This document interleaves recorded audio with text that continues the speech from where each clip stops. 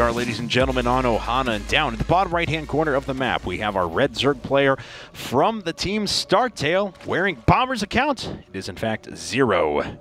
And his opponent here in the upper left-hand corner, that's our blue Protoss player, also from Startail. It's Panic. So the two games that we've seen between these players have not told us too much outside of the fact that they know each other very well. Zero basically read Panic's mind, Panic's read Zero's mind, and then they both kind of did super intelligent moves that you would not see between any pro players ever. As you mentioned, 3-hatch before pull, it's crazy. But he knew that Panic was going to respond with that Nexus first. It was just a very calculated risk. And I'm actually a little surprised that Panic wasn't playing a little less like himself. If he had thrown down that 13 Forge, for instance, probably would have won that game. Zero would have opened double hatch regardless, because he had no scouting information at that time. He hadn't seen anything. And there is always the potential that even when you know that, you know, Forge is up, you got to make sure you get drones over and stuff like that to protect against it. Cannon Rush can still hurt you. So Panic would have had some options with that earlier Forge. For now, though, switching things up considerably. Going to go for something we've seen a lot of players play around with, building that Forge behind the mineral line for a little while. And then, you know, using that afterwards so you can hide +1. You can decide to put that up whenever you want to. And Zero actually going for a more traditional 15 pool as well. Yeah, he does. We've got a Nexus first here out of Panic, though, and I mean, this is just really, really cool. With the Forge behind, he's going to have a lot of courage here to get Zero. I actually thought Zero was going for an early pull there for a moment. We accelerated into this game a little quick. But now we're in the situation where Panic is going to need a wall off. He'll get his pylon on the low ground, actually. Should go for it here in just a second. I'm surprised his probe's coming all the way back up. Yeah, me too. I guess just want to wait on that Forge, and then actually has the time pretty well. Cannon. Yep. Yeah.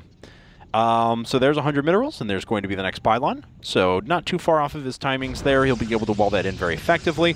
Now, this being Zero and the unpredictability we've seen out of him so far, there are 6-lings coming up, of course, to put on a little bit of pressure and take control of the map.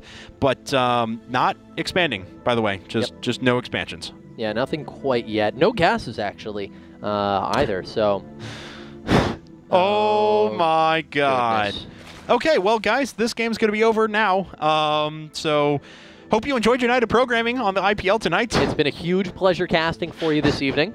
We've actually done, this is our 12th game, and we're only like 2 hours into the broadcast. We've had like an average of like 7 minutes per game. Yeah, they've been really, really short.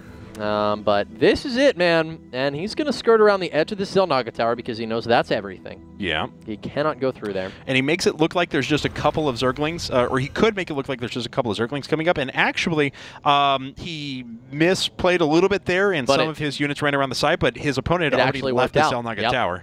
So here we go. This is the beginning of the end. And that cannon is doomed. This might be it, man. Probes coming off the line right now, making their way down. Going to try to defend this cannon. Cannon falls. Zerglings are getting surrounded, though. Those are the high DPS units here for Zero. Can you tell that these two guys are teammates at the end of a long day of playing a qualifier, though?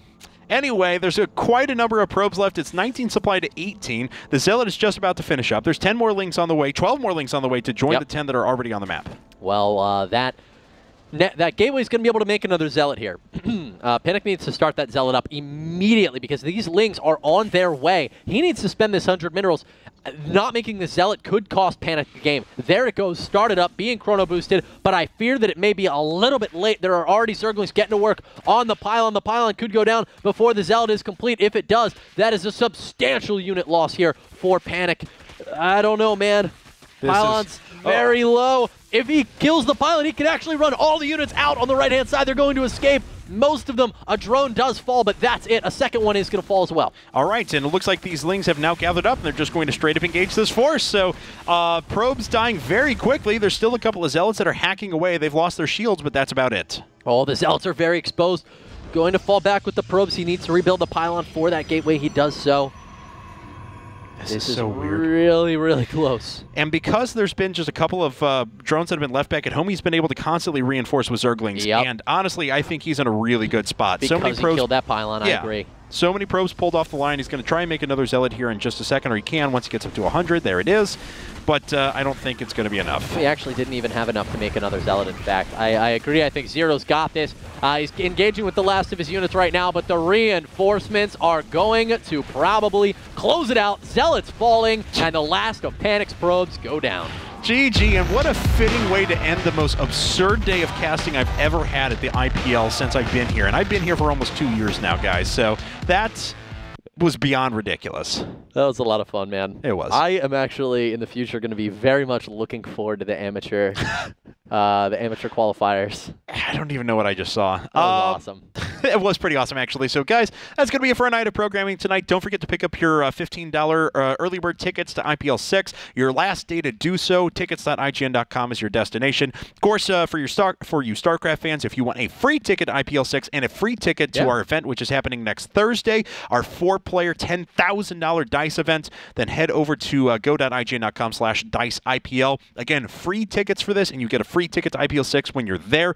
And you can watch 4 of the world's best players duking it out for $10 grand at the Hard Rock Hotel in Las Vegas. They're going to be playing at the top of their